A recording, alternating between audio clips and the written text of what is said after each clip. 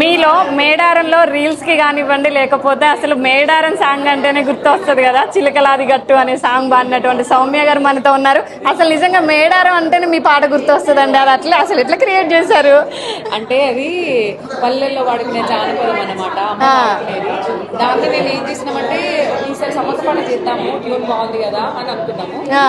అది ఒక దగ్గర ఉండి అనుకుంటుంటే బోయ సతీష్ గారు ఉంటాడు, ఇట్లా రాద్దాం రా అని చెప్పేసి అని అనుకుంటే లిరిక్స్ బాగున్నాయి, చిలకలాది గట్టు అని ఇంతవరకు ఎవరు రాయలేదు, అవును బాగుంటది అని చేసేసినాం. అది మా అదృష్టం ఏంటంటే పాట హిట్ అయింది. హైలైట్ ఏంటంటే మేము కూడా నా రీల్లో కూడా ఉంటుంది మీ సాంగ్, దానికి వ్యూవర్షిప్ కూడా చాలా అసలు ల్యాక్స్ లోనే ఉంటుంది. అసలు అంత పబ్లిక్ లోకి రీచ్ అయిందంటే మన ఇంట్లో మనం పాడుకుంటాం కదా అన్నట్టుంది సాంగ్ అది. Thank you so much. అంటే ఎట్లా అసలు మీరు సింగర్ అవ్వాలని ఎందుకు అనుకున్నారు, అంటే ఏ ఏజ్ లో అనిపించింది మీకు? మేము తెలంగాణ ఉద్యమంలో తెలంగాణ ఉద్యమం స్టార్ట్ అయినప్పటి నుండి మా పాత్ర తెలంగాణ ఉద్యమంలో ఉంది. గద్దరన్నతోటి విమలక్కతోటి మేమందరం కలిసి ప్రోగ్రామ్స్ చేసేవాళ్ళం. తెలంగాణ ఉద్యమం కోసం మనం కూడా కొట్లాడాలి, మనతో అయినంత వరకు మా చదువులు పక్కన పెట్టి కూడా మేము తెలంగాణ ఉద్యమం కొట్లాడి ఇప్పుడు మేము తెలంగాణ సాంస్కృతిక సారథిలో జాబ్ చేస్తున్నాం. అంటే ప్రాణాలను సైతం లెక్క చేయకుండా ఎంతో మంది ప్రాణాలు త్యాగం చేశారు. ఆడపిల్లల కూడా మీరు కూడా ఎక్కడ అసలు జంకకుండా రుద్రమదేవి లాగా మీరు అందరూ ఫైట్ చేశారు. మీరు అసలు అట్లా చేయడం కూడా గ్రేట్. దానివల్ల ఈరోజు ప్రాణాలు కోల్పోయిన వాళ్ళు ఉన్నారు, దానివల్ల స్ఫూర్తిగా మీరు జాబ్లో ఉన్న వాళ్ళు కూడా ఉన్నారు. ఎట్లా అనిపిస్తుంది అప్పటికి ఇప్పటికి? అంటే మేము ఉద్యమంలో చేసినందుకు మాకు ఒక గుర్తింపు లభించింది అని మేము అనుకుంటున్నాము. ఎందుకంటే తెలంగాణ వచ్చిన తర్వాత కళాకారులందరం ఎక్కడో అక్కడ ఇవ్వరు, కానీ కేసీఆర్ గారు ఏం చేశారంటే అప్పుడు తెలంగాణ కోసం పోరాడిన కళాకారులందరినీ గుర్తించి వీళ్ళకి ఒక జాబ్స్ ఇచ్చి, వీళ్ళకి జాబ్లను ఇచ్చి వీళ్ళకి ఒక గుర్తింపునివ్వాలని చెప్పేసి అని మాకు జాబ్ చేయడం జరిగింది.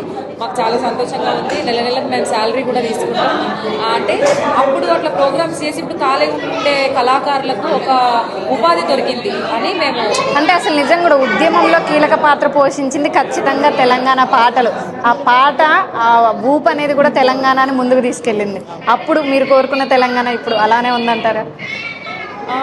ఉందంటే అప్పుడు ఎప్పటిదప్పుడే ఉంటుంది, అప్పుడే అది అదే ఉంటుంది, ఇప్పుడే ఉంటుంది.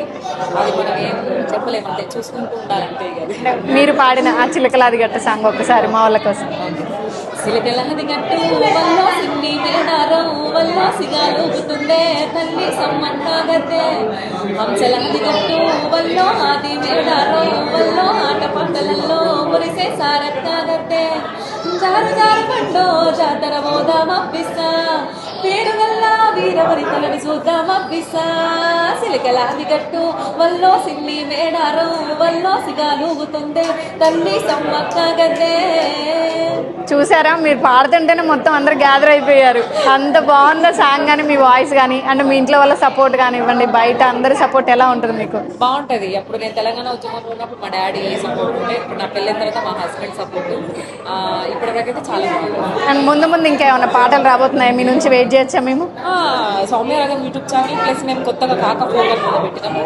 కాకపోకలో కొత్త కళాకారులను తీసుకెళ్తామని అనుకుంటున్నాము. మేమే కాదు, ఇంకా బయట పాడాలనే ఉంటుంది కదా చాలా మందికి, అలాంటి వాళ్ళని కూడా తీసుకొద్దాం.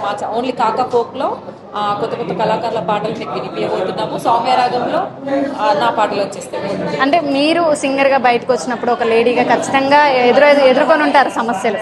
అట్లా ఇప్పుడు ఎదుర్కోబోయే అమ్మాయిలకు కానివ్వండి, ఎంతో మంది సోషల్ మీడియా వల్ల కూడా ఇబ్బంది అవుతున్నారు, ట్రోల్స్ గురవుతున్నారు. మీ ధైర్యం ఖచ్చితంగా వాళ్ళకి స్ఫూర్తి. ఎలా అంటే మీరేం చెప్దాం అనుకుంటున్నారు వాళ్ళకి? అంటే మనది ఏదైనా తప్పు ఉంటేనే మనకు ట్రోల్స్ వస్తాయి. ఫస్ట్ చెప్పాలంటే మనది ఏది తప్పు లేదు, మనం గట్టిగా నిలబడాలి.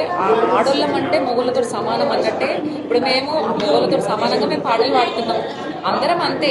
దీంట్లో ఆడ మొగ తేడా అనేది ఏది లేదు. మనం స్ట్రాంగ్ ఉంటేనే మనం ముందుకు పోగలుగుతాం, అంతే. అంటే వరంగల్ పబ్లిక్ రిసీవ్ ఎలా ఉంది? మీరు ఎవ్రీ ఇయర్ వస్తున్నారు, అలానే ఈ రోజు ఈ కార్యక్రమం ఎట్లా అనిపించింది? చాలా బాగుంది. వరంగల్ పబ్లిక్ రిసీవ్ కూడా బాగుంది.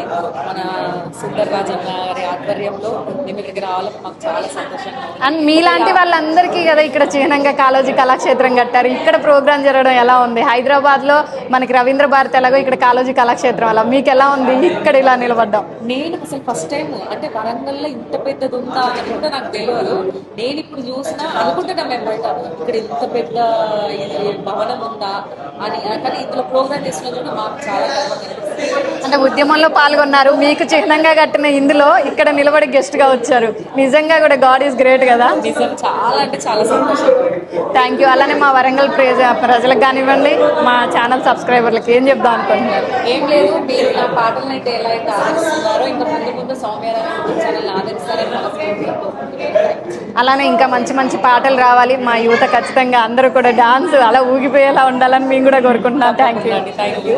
విన్నారు కదా, మేడారం అంటేనే ఆ సాంగ్ గుర్తొచ్చేలాగా ఒక క్రియేషన్ వాళ్ళు చేసుకోగలిగారు, తన మార్క్ వేసుకోగలిగింది. ప్రతి మహిళ కూడా అంతే స్ట్రాంగ్గా ఎవరికి వాళ్ళు ముందుకెళ్తూ తమ మార్క్ క్రియేట్ చేసుకోవాలనుకునే వాళ్ళకి ఇలాంటి మహిళలు ఎంతో మంది కూడా ఆదర్శం అని చెప్పాలి. పాజిటివ్ అయినా నెగిటివ్ అయినా సరే ఎదుర్కోవాలి, తప్పు చేయనప్పుడు ఎవరికి తల వంచకూడదనే వీళ్ళ స్ఫూర్తి అనేది ఎంతో మందికి ఆదర్శం అని చెప్పాలి. అలానే ఇలాంటి మరిన్ని విశేషాలను మీ ముందుకు తీసుకొస్తుంది మీ ఆర్ఎన్ టీవీ. Keep watching.